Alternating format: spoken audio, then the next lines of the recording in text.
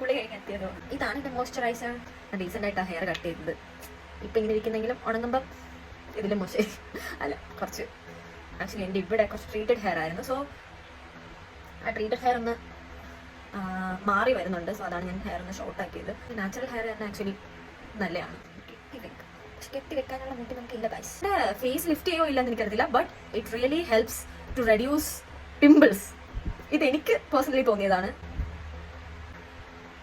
ചില ലിപ്സ്റ്റിക് ഒക്കെ യൂസ് ചെയ്യുമ്പോൾ ലിപ്പ് ഭയങ്കര ഡ്രൈ ആവും. നൈറ്റ് ടൈമിൽ ഞാൻ വാസലിനാണ് യൂസ് ചെയ്യുന്നത്. ഞാൻ ഇന്നൊരു സംഭവം വാങ്ങി. Let's try this. ഭയങ്കര ഹൈപ്പ് ഉള്ള ഒരു പ്രോഡക്റ്റ് ആണ് ഇത്. ഫാർമസി പ്രോഡക്റ്റ് ആണ്. ചാപ്ടെക്സ്. റേറ്റ് വരുന്നത് 185 രൂപയാണ്. ഫേസ് കാണാനൊന്നും ഇല്ല. മെൽറ്റായി അങ്ങനെ ലിപ്പിലേക്ക് ചേർന്നു.